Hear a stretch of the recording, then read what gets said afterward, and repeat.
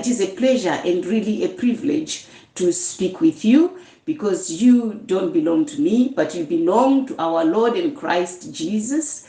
And he bought you all. He bought me also with his precious blood. So it's really a privilege and an honor to have an opportunity to speak with you this morning, to share the gospel of our lovely King, Jesus Christ. And today, our word is going to come from Ephesians 3. And I will read. Beloved, it says, the divine mystery. Beloved friends, because of my love for Jesus Christ, I am now his prisoner for the sake of you all who are not Jews, so that you will hear the gospel that God has entrusted to me to share with you. For this wonderful mystery, which I briefly described, was given to me by divine revelation, so that whenever you read it, you will be able to understand my revelation and insight into the secret mystery of the Messiah. There has never been a generation that has been given the detailed understanding of his glorious and divine mystery until now. He kept it a secret until this generation. God is revealing it now only to his sacred apostles and prophets by the Holy Spirit. Here is the secret. The gospel of grace has made you, non-Jew believers, into co-heirs of his promise through your union with him, and you have now become members of his body, one with the anointed one. I have been made a messenger of his wonderful news by the gift of grace that works through me. Even though I am the least significant of all his holy believers, his grace, the gift, was impaired when the manifestation of his power came upon me. Grace alone empowers me so that I can boldly preach his wonderful message to non-Jewish people, sharing with them the unfading, inexhaustible riches of Christ, which are beyond comprehension. Hallelujah. My passion is to enlighten every person to this divine mystery. It was hidden for ages past now. It was hidden for ages past until now, and kept a secret in the heart of God, the creator of all. The purpose of this was to unveil before every throne and rank of angelic orders in the heavenly realm God's full and diverse wisdom revealed through the church. This perfectly wise plan was destined from eternal ages and fulfilled completely in our Lord Christ, who so that now we have boldness through him and free access as kings and queens before the Father, because of our complete confidence in Christ's faithfulness. My dear friends, I pray that you will remain strong and not be discouraged or ashamed by all that I suffer on your behalf, for it is for your glory. Hallelujah, hallelujah, hallelujah. That is our word today. And from there, Apostle Paul went on to then pray for love to overflow amongst the people of God. So I'm going to do just that. I'm going to pray so that we can start to share what the Lord has for us today from this scripture. Thank you. Thank you.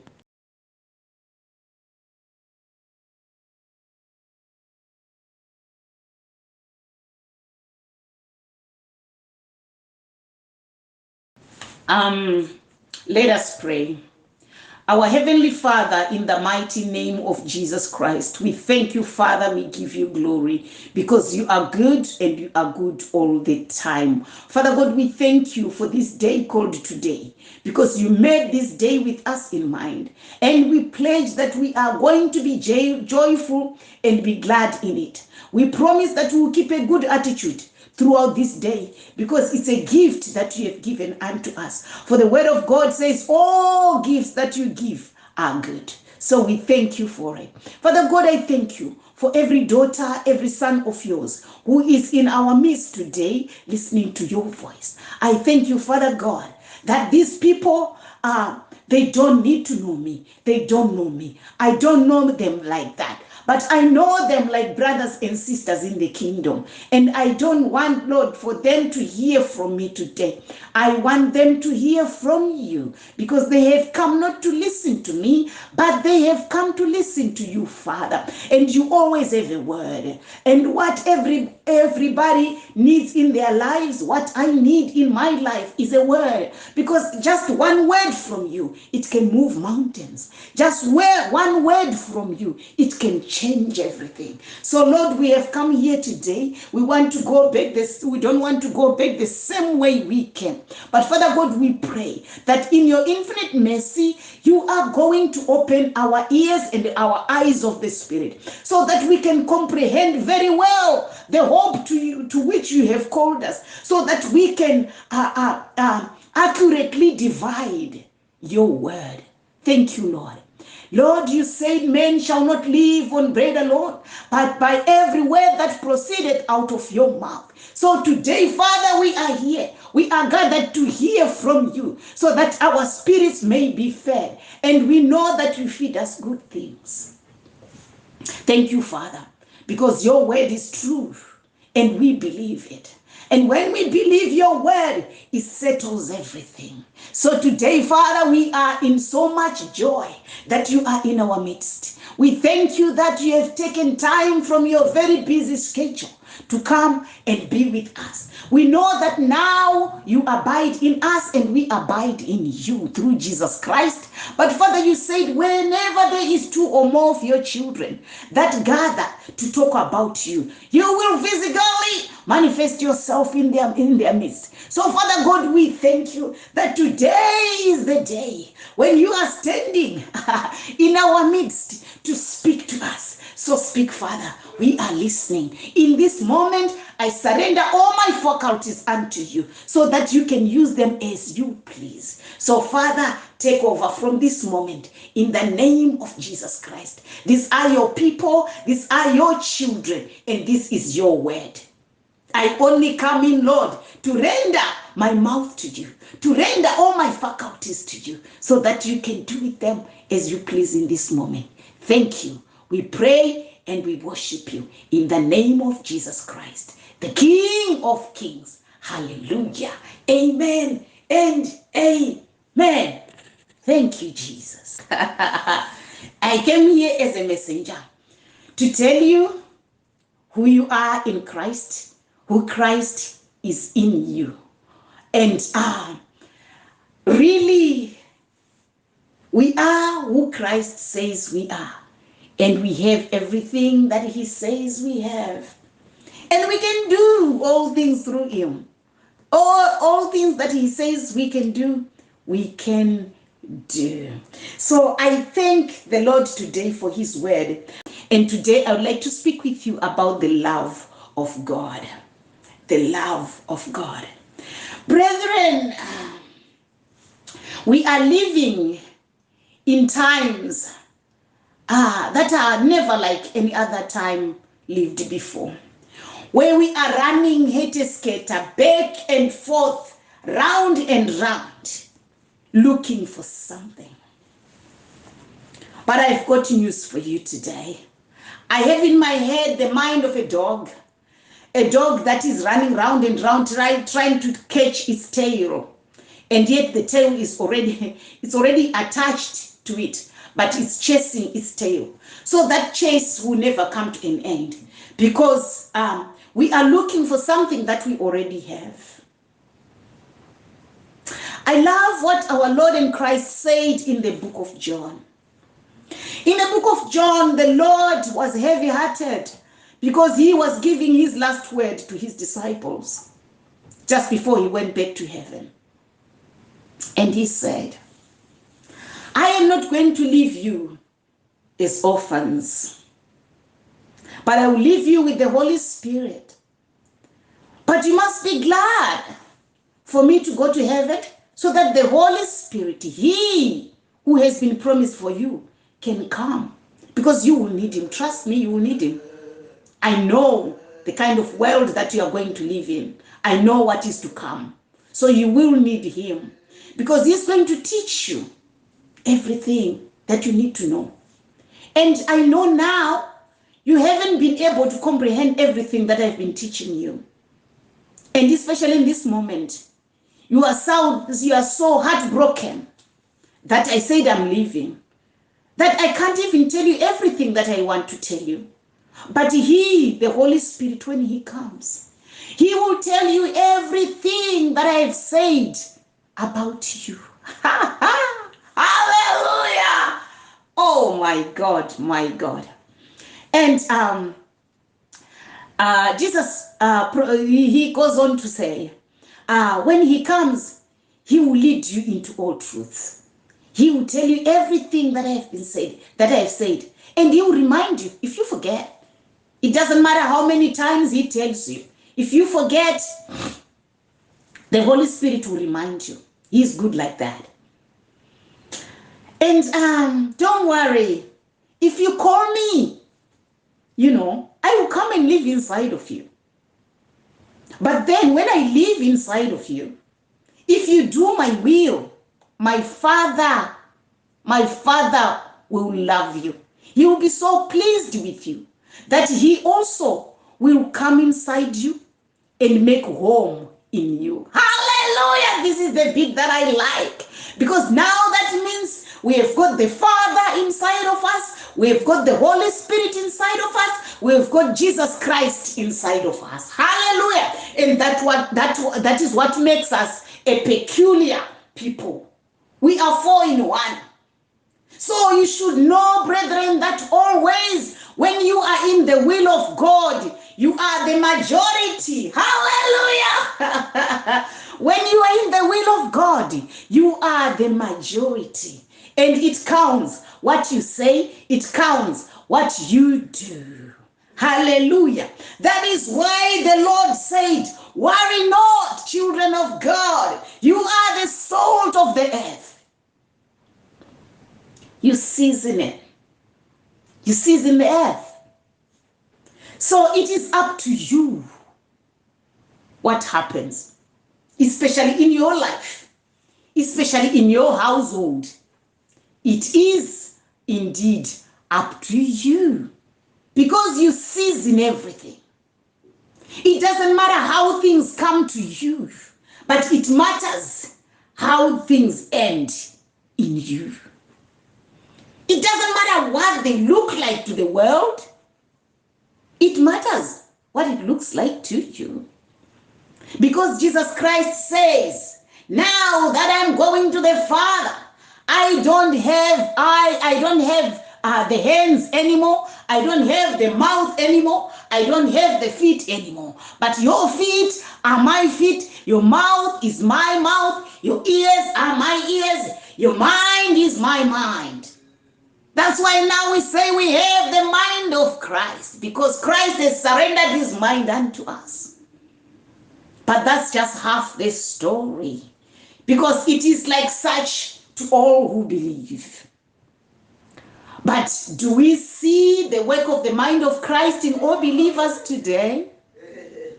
Never mind all believers. Do we see the mind of Christ at work in you? Hallelujah. Pause and think about that for a moment. The things that your feet walk for. We are told in the book of Ephesians that our feet have now been wrapped up by the grace of peace. Hallelujah. So, the things that you walk for today, uchifamba kusimuka kuenda wherever you go, are you going in peace, brethren? Do you have the guts to pronounce rugare in every place that you enter? Kana kuti kana wasvika vanhu vanotanga kukwenyana kuti chirega uone zvino zvauya, chirega uone zvino zvatanga. Kana kuti kana wasvika vanhu vanotanga kukwenyana kuti bata chikwama chako. Hallelujah! Praise God. Brethren, we have been entrusted with a lot, with the maximum that anything or anybody has ever been entrusted with. Being the house of the Lord, housing the Lord himself. Praise God. Let us talk about that for a moment. The word of God says that we are the temple of the Holy Spirit. We are the temple of the Most High God. And, oh my God, we are now the hot spot of God's presence. Because I remember in the Old Testament, people had to rely on one priest to go into the Holy of Holies to talk to Father God on their behalf. And he better be clean. Otherwise, he wasn't coming back out. Zvavaichiita zvino ndezvekuti kamwe chete pagore kana nguva iyoyo yakwana vainda kunoungana patende yokusangana yanga ine machemba matatu mukati. Zvekuti muprista aisungirirwa zvimanjeke kuti areve kuti ngwenjere ngwenjere, kuti akasimudza gumbo rake achitsika achiti ngwenjere vozviziva kuti achiri mupenyu. Zvino achipinda muchemba yekutanga aibva abayira chibayiro chevanhu, chezvivi zvevanhu, kuti zvivi zvevanhu kana chikatambirwa naMwari zvareva kuti akwalifaya kupinda musekend chamber kuti iye achinobayira chibayiro chezvivi zvake. Kana zvivi zvake zvikasaregererwa ndiko kusadzoka kwake, he was going to be slain. Vanongonzwa zvinjeke zvanyarara, asi vakanzwa zvinjeke zvikarirazve ngwenjere ngwenjere, wapinda muHall of Holies, manga muine Ark of Covenant. Hallelujah! Apinda imomo aichitanga zvino kutaura naBaba on behalf of people. Manga musingangopindwi nemunhu nje. Hazvina mhosva kuti waida Mwari zvakadii, hazvina mhosva kuti waizama kutevera mutemo zvakadii, wanga usingapindi muHoly of Holies kana usiri muprista mukuru. Nyange uri muprista mukuru wanga usingapindi pawadira, waipinda kamwe chete pagore. Takawanirwa nyasha vadikamwe kuti munguva yatinorarama ino tinogona kupinda patinodira nezita raJesu. Hallelujah.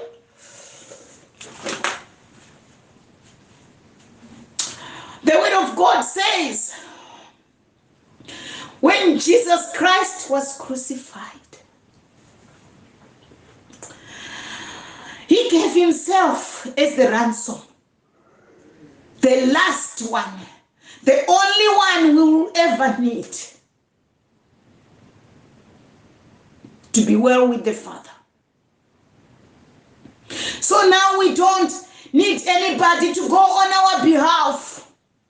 The word of God says that now that you have been accepted into the beloved through Jesus Christ, the only one who loved you and gave himself fully for you without reservation. He gave himself fully for you and me. So now you can run boldly to the throne of grace to obtain mercy, so that you can use it in time of need. Hallelujah. How many people today have got a need? Rise up.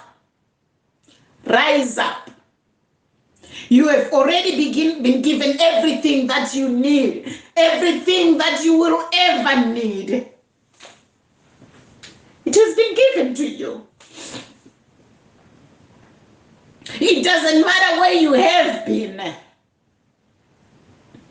It doesn't matter what you did this morning.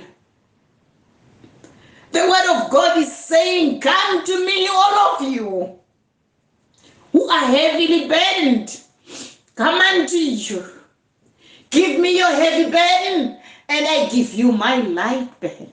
Hallelujah. Zvino hama dzangu tofawo here nenyota makumbo ari mumvura. You are the business. You are the business. You are it. You are as good as it gets. You have the Father, you have the Son, you have the Holy Spirit in you. That's power. That's why the word of God says, to all who received him, he gave them power to be called the children of God. The children of God, born not of flesh, but of the Spirit. Praise God. I just get overwhelmed when I think about the love of God. There is no any other God like our God. There is no any other God like our God.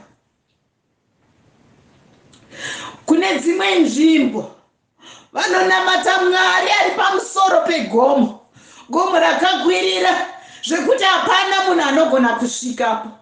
Vamwe vanopedza mwedzi mitatu vachifamba kuinda kunopfugama pamberi pechimwari chakasikwa naMwari vedu.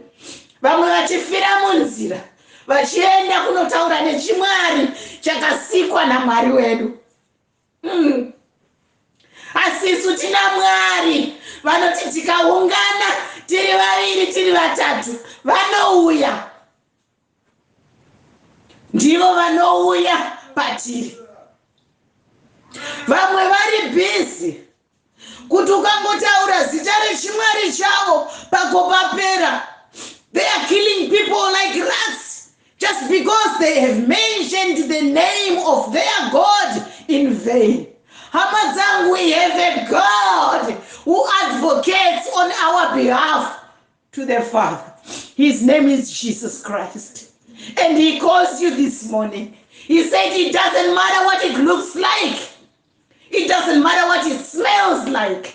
It doesn't matter how long it has been lingering in your life for. He's saying, bring it unto me and try me and see if I will not change it for you. Hallelujah. We have a book called the Bible. It's not a joke book. It's not a book full of jokes. God doesn't joke. Every word in the Bible is true. Hallelujah.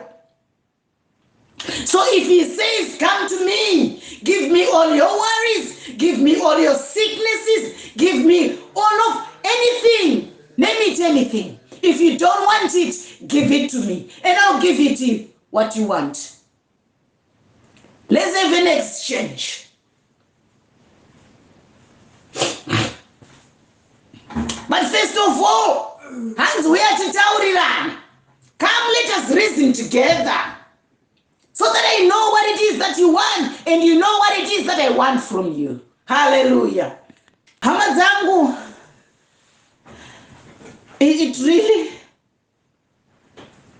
my heart is very heavy when I look at Christians today.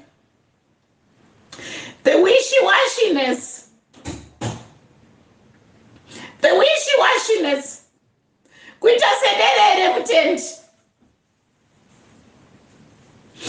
it's all over the place.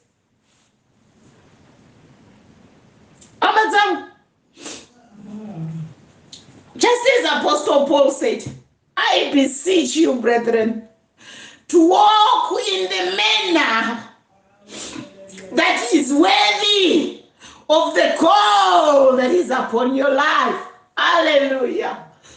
Woo. Do you know that you carry the presence of God in you? Do you know that you carry the presence of God in you? Then the word of God says, therefore, walk as the wise, not the unwise. Hallelujah.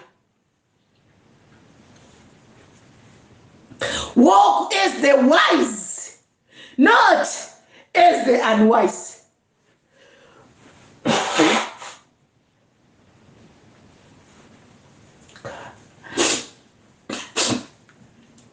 And in one of his letters, Apostle Paul was writing to the Galatians. The people who had heard Apostle Paul preaching the good news of our Lord and Christ Jesus, that he is the only God that we need. That He is the God of gods, that is the King of kings. That Father God loved us so much that while we were sinners, wallowing in our own sins. Just imagine that for a moment. Imagine that for a moment. That while we were wallowing in our sins, being totally lost, tiri muzvinhu zvedu, tiri munyaya dzedu. Hallelujah. He gave us His only one and only begotten Son, who had no sin of His own, who knew no sin, but He gave him to us to die. He killed His own Son for you. He killed His own Son for me.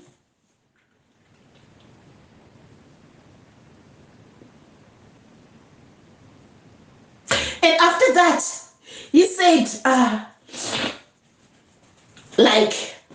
when I die, all your sins will be crucified with me. All your diseases, as I get whooped, all your diseases are being eradicated. All your poverty is being eroded. I will nail it on the cross and I will leave it there. And then, when they killed Him, they thought they'd gotten rid of the problem. They didn't know that they had started a fresh one. One of the kind that they had never seen before. One problem of a kind that was going to linger until the end of the time. And from there, He went straight into the Sheol. He went into hell. And He beat the devil. He bruised him. Akaita kumutsika pahuro havadikana.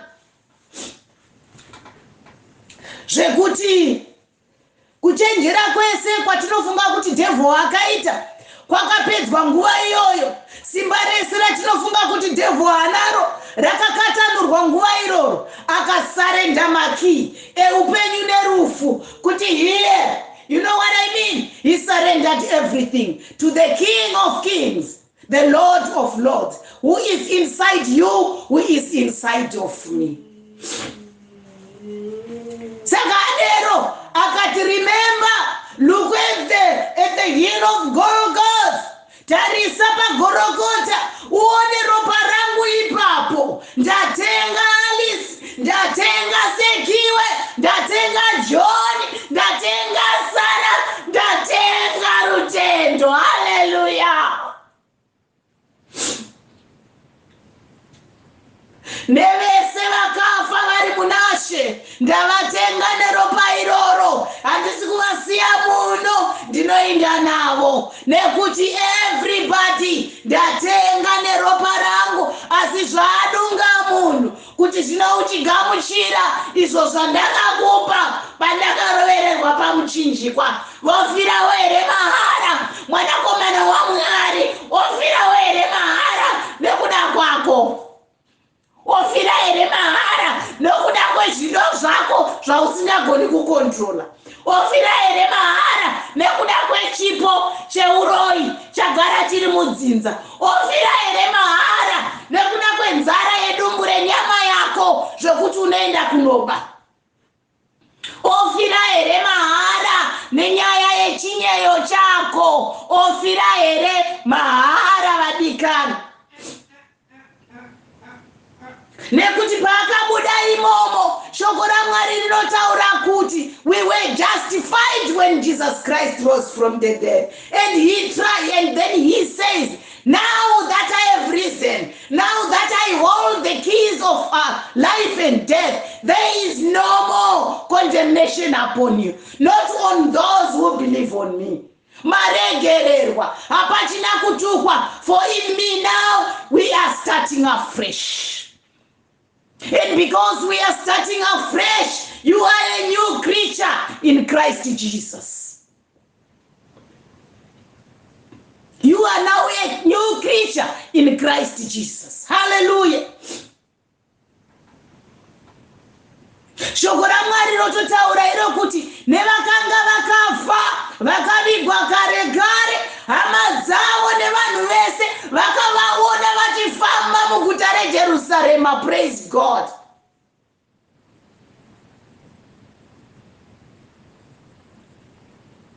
Ndiko kureva kuti Jesu truly conquered death.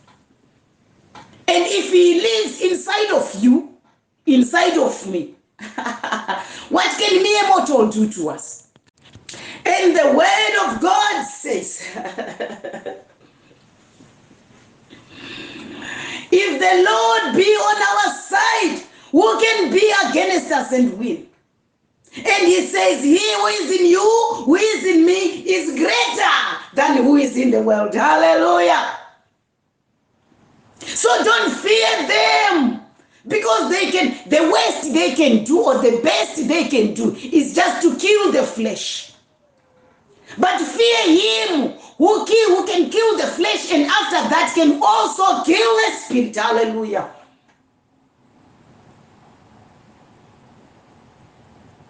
Hama dzangu, ini ndinorwadziwa, ndiri kukunyeperai. Ndinorwadziwa ndichiona maKristu angorarama nje, as if you belong to yourself, as if your life belongs to you. Kune muchinda werugare, kune muchinda anga ari mambo, nazvino ndi mambo achagara ari mambo nekusingaperi, akakufira iwe. Nyaya yacho rega kuifoshorera kune mumwe, nekuti nyaya yekutenda idunga munhu. Iwe zvibvunze pauri semunhu, upenyu hwangu hwandinorarama, zvido zvemwoyo wangu, panosvika tsoka dzangu, kunoenda pfungwa dzangu, chimiro chemumwoyo mangu, zvinokodzera here kuti ndini ndakatakura muchinda werugare? Zvina mhosva ari kuti uya titaurirane mangwanani ano, nyange nezvivi zvako zvanga zvakatsvuka seropa, hanzi ndinozviwata zvikachena semazai echando. Praise God.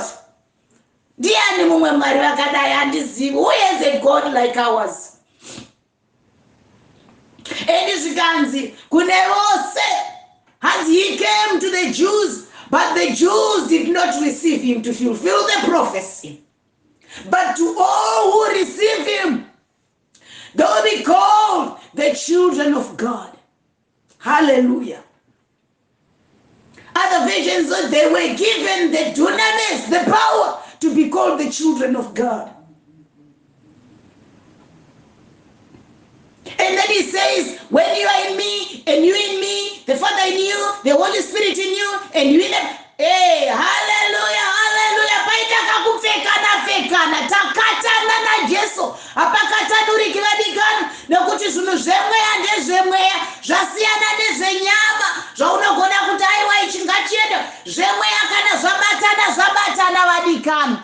Paita kakupfekana na Jesu wacho muchinda werugare, the author of life. He is the author and the finisher of your life. He is the author and the finisher of my life.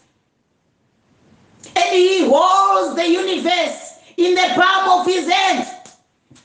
So if he said your hand is my hand now, that means you hold the universe in your hand. But not to do with it what you please, but to do the will of the Lord with it. Zvino ndinoshaiwa mutembi, chivindi unochiwanepi kuita zvido zvako zvisina Jesu mukati? Ameno kuti munopaona sei, but ndiri ndingatya, ende imba iyoyo ingabuda mumanewspaper, ingazara painternet, mumafacebook nepaYouTube. Kana ukaona imba yakutaura kuti mai Muzorori, nhasi hamuna kunditsvaira, munofanira kusiya manditsvaira musati maenda kubasa. Mai Muzorori, ini ndinoda sofa ndinoda sofa reledha, muno ndinoda carpet yepink, muno imba ichikuudza, vharai mawindo mainzorori musati mabuda muno, hauvhunduki here, haugari muimba yakadero, inonyorwa mumapepa, inobuda mumapepa nawo. Zvino iwe wanzi uri imba inogarwa naJesu, ndo purpose yako pano panyika yekuita house the Holy Spirit, yokuita house the King of Kings, yokuita house Father God himself. Hallelujah. Zvino chivindi unochiwanepi chekutanga kudictate iwe utiudza Mwari zvokuita neupenyu hwako, zvokuita chivindi unochiwanepi muKristu? Hallelujah. Urimba.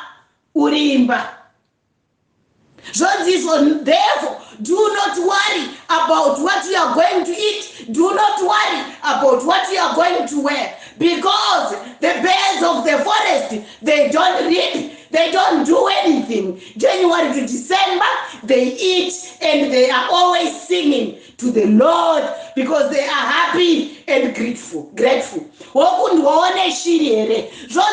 worry. Because the lilies of the valley are so beautiful, and I made them. But even Solomon in all his splendor, he was never dressed as beautiful as the lilies of the valley. So how much about you?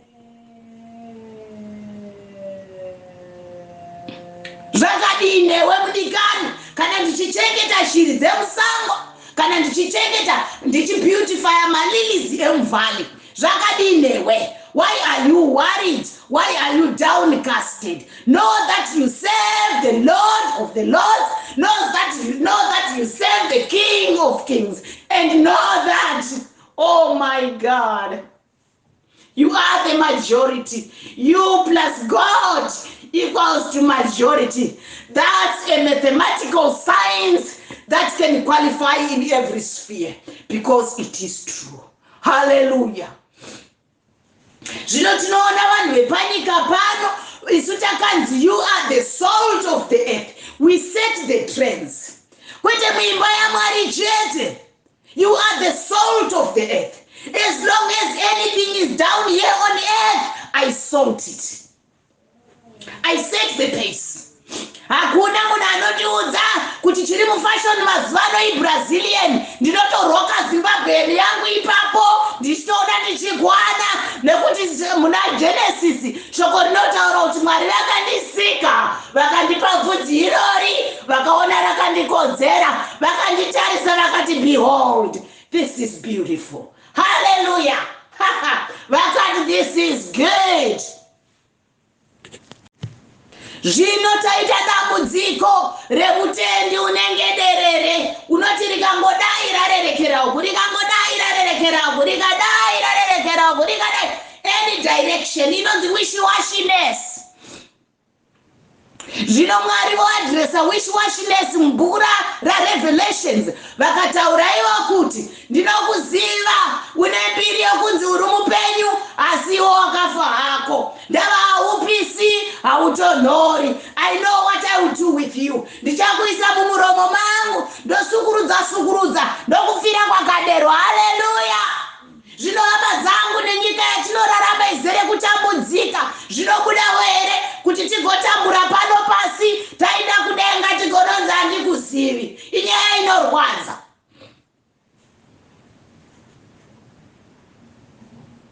Kana wafunga kupisa chipisa, kana wafunga kutonhora chiita frozen chaiyo, kuti kana wakuzonodziswa mugomba remoto wonyatsonyunguduka mushe uchiziva kuti haiwa ini ndakambotonhora. Hallelujah.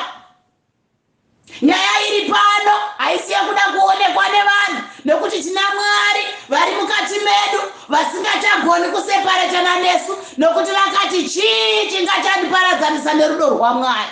Inhamo here, inzara here, kushaya murume here, kufirwa here, kushaya mukadzi here, kushaya mwana here, chii chingandiparadzanisa nerudo rwaMwari? Zvikanzi aisva kwete, hakuchina, hakuna chakadero. Zvino iwe mutendi unozvifambisa sei?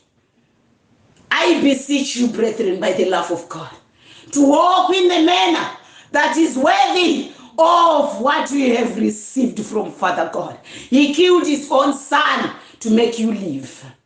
And not an ordinary life, but to live life abundantly. Zvino tine nyaya iri pano yekuti vanhu vakanzwa kuti upenyu vanofunga upenyu uri kuraramwa nenyama, nyama isingakwalifai denga. Hazvina basa nyama yako kuti unoifidha chii, hazvina basa kuti inofamba sei pasi pano, hazvina basa kuti inoshongedzwa sei.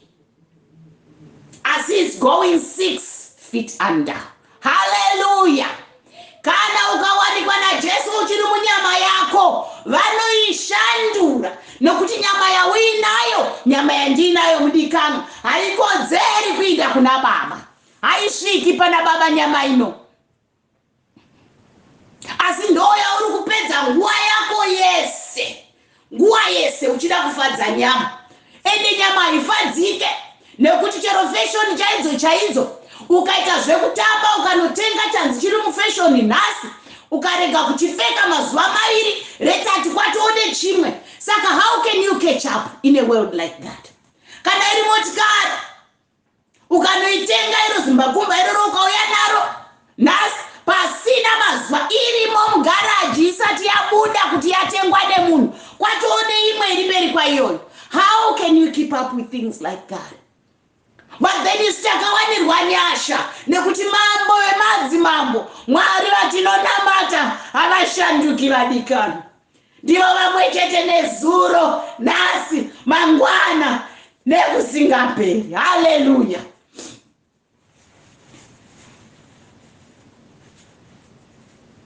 Saka shoko kana rakutaura rakuti rindirai munamate, garai makagadzirira, garai makagadzirira. Hakuna unoziva nguva kana Jesu chaiva havaiziva. Zvino iwe nekuti wakaporomotswa pamwe neni tikapuwa umambo hwekudenga hwatisina kushandira, wakapiwa pachena nerudo rwaJesu Kristu kutifira pamuchinjikwa. Zvonzi famba nenzira inotaridza chawakagamuchira, famba nenzira inopupura whose you are. Ndinorangarira nezuva riya muOld Testament tinozwa chisikana chainzi Ruth.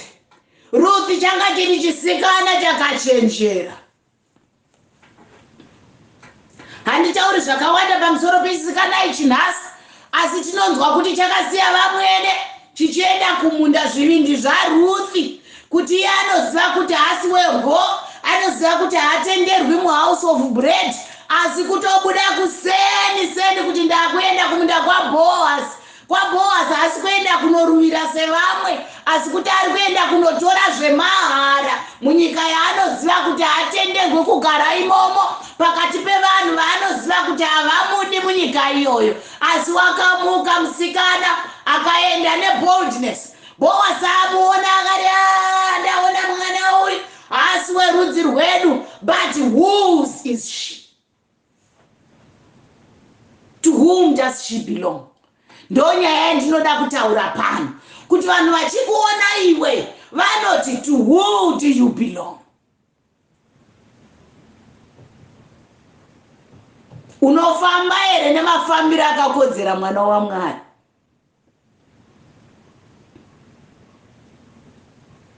Zvino vazhinji vedu tinongoda kutaura I'm more than a conqueror in Jesus Christ. I can do all things. And kuita sekambo so kanongoimbwa kasina zvakanoreva. Zvino don't worry. Even if you don't believe that you have got the whole entourage of heaven in you, the devil knows it and he believes it. That's why he targets you. That's why he gives you no peace. And the things of this world will never give you peace. Things of this world will never give you peace. Even the Lord Jesus Christ told us. He said, my peace I live with you. My peace I give you. Hallelujah. Not as the world gives them, I give it in a special way. Because the world will always need a reason to give you peace. They will always need a reason to love you. They will always need a reason to respect you. I love you because, I love you when, I love you if, I forgive you if, or I come with you when. There is always a condition, and the condition is always shifting. It's like a mirage. You can never catch it. Saka handizivi mimi vadikana kana ndiri nine mhuri yangu ndoita saJoshua. Joshua akati Moses afa, Mwari vakati Moses vakati Joshua son of Nun, I want you to take over the leadership of the children of Israel. Lead them into the promised land. You can do this, boy. And do not worry, because I will be with you. Just as I was with my servant Moses, I will be with you.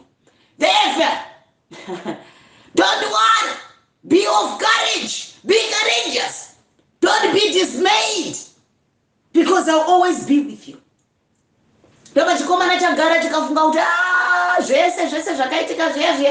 I believe this God.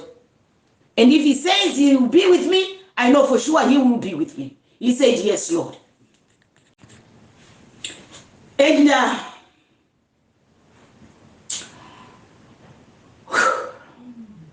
then Joshua set the children of Israel down, and he began to speak with them. He told them the whole story of how their journey started with Abraham, right until how they got into Canaan, their ancestors got into Egypt, or the whole slavery thing, and how Moses was now commissioned by the Lord to take them to the promised land. And he told them how God had been angry before with their ancestors, and even with them, for worshiping the foreign gods. And then he said, he wanted to separate now the chaff from the seeds before they cross into the promised land. Kuti kana vasvika ikoko, mbudzi dzinenge dzakasara mhiri kwerwizi, waichete dziyambuke. Hallelujah. Nokubva Moses ati, now this day choose ye which God you want to serve.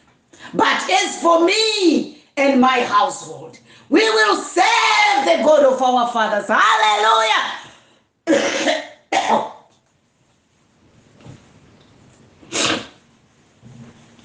Saka zvino ndinofarira zvakanyanya kamboka kaimbwa. Don't worry, I'm about to finish. Kamboka kaimbwa nemumwe muimbi handizivi zita rake, kanobva kati, kana toyambuka Jordan tinofamba mumweya, kana toyambuka Jordan tinofamba mumweya, mumweya, mumweya. Hallelujah, children of God. Zvinoini chandinoona seJordan iyi ndinoiziva kuti inyaya yakaitika chaizvo panyama, asi ini kana ndoitarisa yezvino ndinotoona Jordan kari karo kaya kakamira between you and God. Saka vadikani kuti uje get rid of that thing and cross over to the other side, nokuti zvakanzi naJesu mativi maviri chete, kune divi relight kwoita divi redarkness. Zvinochitevera ini nekuti ndini chiedza, nekuti kunyange upenyu hwako hwauri kurarama chiedza chinobva mandiri. Nekuti kana ukasarudza rima, can you imagine kuti zvino chiedza chiri mauri ndo rima iroro? How great is that darkness, he asks. Saka zvinoini ndinoona karo kaya kari muupenyu hwangu, kari muupenyu hwako, kaya katiri kunetsana nako, kamwe kangori keguwa. So guwa risina kana charinokubhenefita, rinokubvisa chimiro, kuti kana wapedza kuritaura unonzwa sewakashama vadikani. Ende kana vazokubata vaonga uchitaura vaya, rinobvisa chimiro, hama dzangu. Kana vari vana bhudhi, inyaya here yemabhande asina mabhako ekuti ukangosvika pamadzimai zvese neburugwa racho zvinodonha. Haleluya.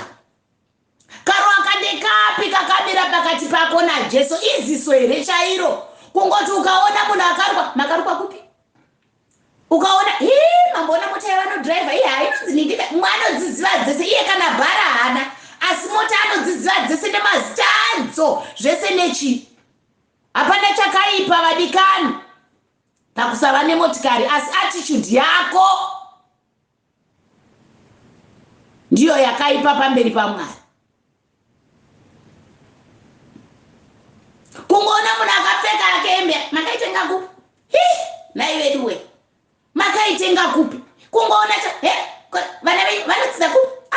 Vana vacho ko iwe dziwa dzako ndozvakataura vamwe baba vainzi vabhanda, vakati dziwa dzako ziva zvako iwewe, zvawinazvo izvozvo zvakakuringana. Nyasha dzakapuwa pakasiyana siyana. Vamwe vakapuwa nyasha yezvinoonekwa nemaziso zvinoora, vamwe vakapiwa nyasha yezvomweya. Haleluya, haleluya. Zvino kana wapuwa nyasha yezvomweya sezvakaitwa iwe neni, zvenyama imbasera,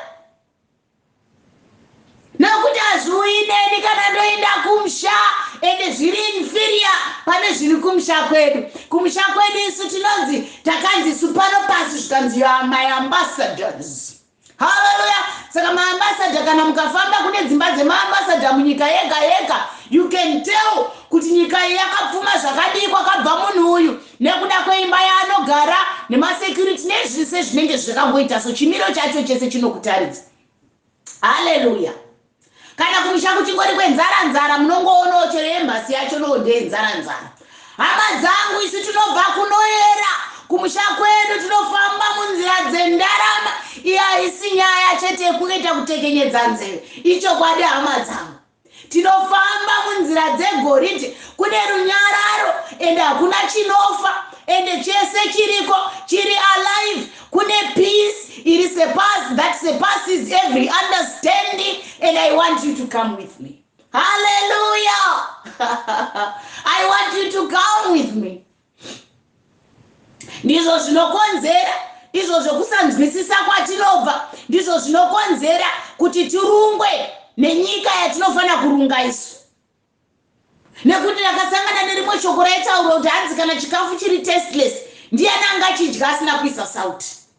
Saka isu zvatakanzi tiri munyu wenyika, kureva kuti Mwari vakaziva kuti nyika is tasteless. It needs unseasoned so that she can season everything.